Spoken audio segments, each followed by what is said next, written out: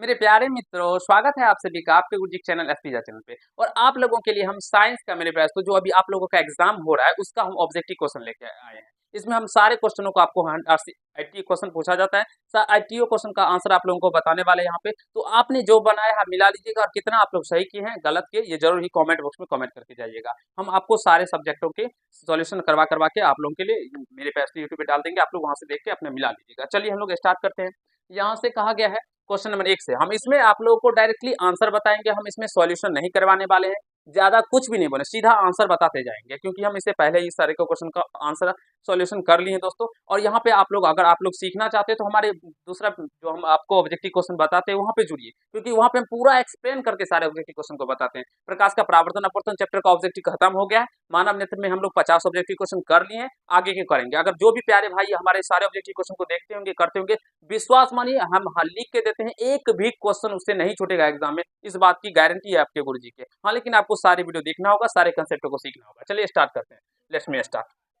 देखिए, एक में किसी प्रकाश स्रोत के सामने एक गेंद को रखा जाए, उसकी छाया कैसी होगी दोस्तों? तो बी नंबर वृत्ताकार होगी। समतल दर्पण द्वारा बना प्रतिबिंब होता है, काल्पनिक होता है। सरल सूक्ष्मदर्शी में किसका उपयोग होता है दोस्तों? उत्तल लेंस का होता है। ये हम बहुत बार बता चुके हैं। एक उत्तल लेंस की क्षमता 1 डायोड, उस लेंस की फोकस दूरी प्लस का 100 सेंटीमीटर हो जाएगा।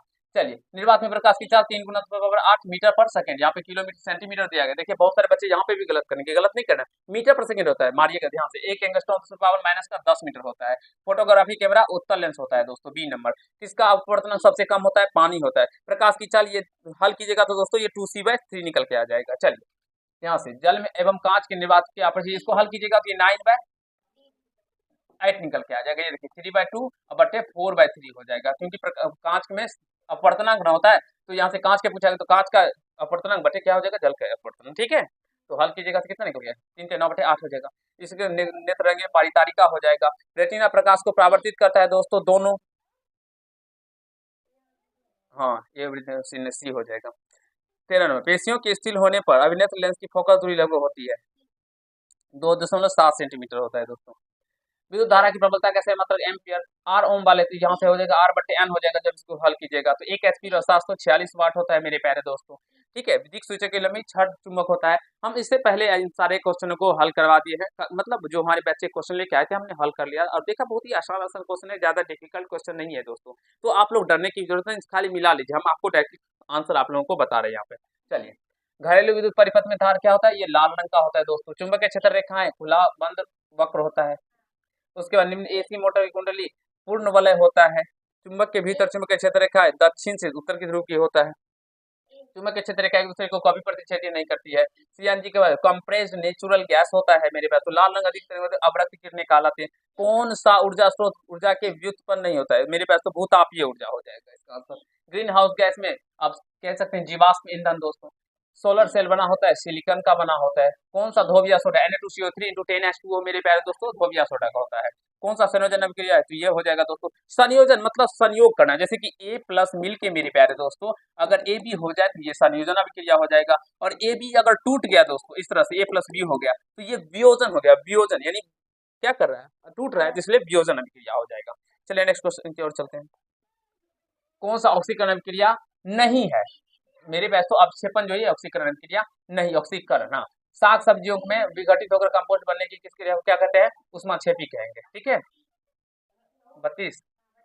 इसका मेरे पास तो प्रति उपचायक हो जाएगा। विरंजक चूर्ण CaO Cl2 होता है। हमारे पेट में HCl अम्ल स्रावित होता है, बता चुके हैं। NaHSO4 ये अम्लीय लवण होता है दोस्तों। धातुएं अवर सारणी में किस ओर लिखी जाती है? बाई से दाएं, बाई और केंद्र में दोस्तों। स्क्रू की घंटी धातु की बनी होती है क्योंकि यह सनुरस है। हाँ, जो हो शुद्ध सोना होता है दोस्तों 24 कैरेट का। एल्केन का CnH2n+2 होता है। क्या हुआ? अच्छा 34। लोहे की परमाणु संख्या क्या होती है? 26 होता है। टाइटेनियम क्रोमियम मैग्नीशियम जैसे धातुओं को कहा जाता है दोस्तों, ये सामरिक धातु कहा जाता है इसको। हाँ, चलिए, कौन सी गैस धातुओं को जोड़ने में प्रयुक्त होती है दोस्तों? यहाँ पे क्या हो गया? एथाइन हो जाएगा। उच्च वसा वाले अम्ल में सोडियम लवण कहलाते हैं दोस्तों साबुन। किसका? एसिटिक अम्ल होता है सिरका में। इसका हो जाएगा मेथॉक्सी इथेन हो जाएगा, ये इसका IUPAC नाम। मेंडलीव के तत्व ये परमाणु द्रव्यमान के अकॉर्डिंग मेरे पास तो आधार पे किया था इन्होंने। उसके बाद अगर आवर्त सारणी के प्रथम वर्ग के सदस्य दोस्तों तो क्षारीय धातु होता है। ओजोन के एक अणु में ऑक्सीजन 3 होता है, O3 होता है ना, तो इसमें कितने होते हैं, O3। तो आवर्त सारणी में प्रत्येक आवर्त के अंतिम सदस्य होता है, क्या होता है, अच्छा आवर्त सारणी के और अंतिम सदस्य मेरे पास तो अक्रिय गैस होता है। फ्लोरीन का 19 हो जाएगा, अरे सॉरी 9 होता है, फ्लोरीन का परमाणु संख्या 9 होता है।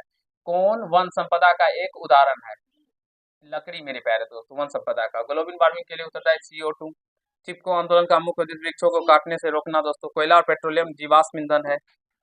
उसी प्रकार ऊर्जा का गैर पारंपरिक स्रोत हो मेरे पास तो ऊर्जा का गैर, हाँ जो खत्म हो ऊर्जा, पवन ऊर्जा। ग्लूकोज के एक अणु में ऑक्सीजन के कितने परमाणु होते हैं, 6 होंगे दोस्तों। पौधे नाइट्रोजन किस रूप से प्राप्त करते हैं, तो नाइट्रेट के रूप में होते हैं। जठर रस की अम्लता किसके कारण होती है मेरे प्यारे दोस्तों, हाइड्रोक्लोरिक अम्ल के कारण होता है। ठीक है, आशा करता हूँ समझ पा रहे होंगे, हम डायरेक्टली आपको आंसर बता रहे हैं। मृतजीवी पोषण में पोषण का कोशिका के बाहर होता है। मछली का श्वसन अंग होता है गिल्स, गिल्स के द्वारा किण्वन के फलस्वरूप 2 ATP का निर्माण होता है। ऑक्सीजन का वाहक RBC होता है। सरीसृप के हृदय में तो 2 अलिंद और 1 निलय होते हैं दोस्तों। किस जीव में होमोग्लोबिन नहीं होता है दोस्तों, मक्खी। आप लोग कभी भी अपने घर पे भी मक्खी को मारते होंगे तो देखते होंगे होमोग्लोबिन उसमें नहीं रहता है, और पक्षी में तो होता ही है, मनुष्य में तो होता ही है।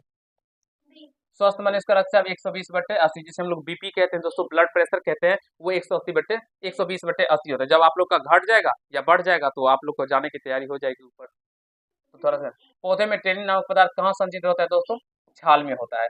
गुर्दे में ये मूत्राशय में अवस्थित अस्थायी रूप से संगठित होता है मूत्राशय। अमोनिया का यूरिक में परिवर्तन कहाँ होता है दोस्तों, यकृत में होता है। मेरुरज्जु निकलता है, मेडुला से निकलता है। किस हार्मोन की मदद से बड़े आकार का, जिबरेलिन। कौन सा आपातकाल हार्मोन है दोस्तों, एड्रेनोलिन है। विद्युत खंडन द्वारा जनन होता है किसमें, बी में और सी, यानी कि लेशमेनिया और अमीबा में होता है। कौन सा उभयलिंग जंतु है दोस्तों, केचुआ उभयलिंग जंतु है। कौन सा मलेरिया परजीवी है, प्लाज्मोडियम। डेंगू उत्पन्न करने वाले मच्छर होते हैं, इसमें बहुत सारे गलत बच्चे गलत करते हैं, जो वो गंदा जल मारते हैं, साफ जल में उत्पन्न होते हैं। कीटों के पंख और ये क्या हो जाएंगे दोस्तों, समजात अंग, क्या समवर्ती, हाँ समवर्ती अंग। मेंडल ने अपने प्रयोगों के लिए कितने विकल्प लक्षणों का अध्ययन किया था दोस्तों, 7। मनुष्य का वैज्ञानिक नाम होमोसेपियन है। पुरुषों में लिंग गुणसूत्र होते हैं XY, महिला में XX।